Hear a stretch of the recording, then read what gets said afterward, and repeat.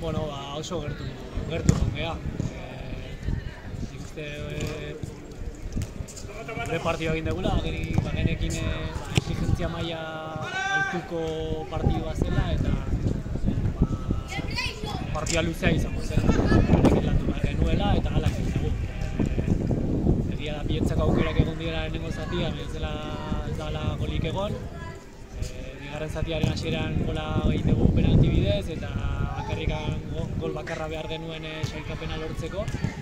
Eta, pena partida lantzen ari ginenean, aintzat amaierara aukerekin iristeko, beraien berdinketa iritsi dela eta azkenan horrek aukerari gabe. Eta txapelketaren balorazioa? Bueno, nik uste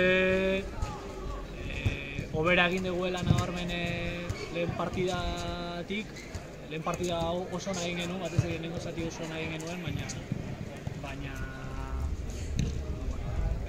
Madriek bigarren gola egin zegunetik, pixkat besoak jetxi genituen eta partida horrek galtzeak nolabait aukera gutxitu dizkigun eta gero atzoko partidua, atzeko Castilla y Leonen aurka, Maikaren aurka ziurrenik irabaztekoa zen partida eta azkenean eskapu egin ziguna, eta berdinketa. Horrek gaur behartzen gintuen irabaztera, bi goleko horrentaz irabaztera eta nik uste ikasketa oso garrantzitsua dela jokalarientzako, maila handiko jokalarien aurka jokatu dutelako eta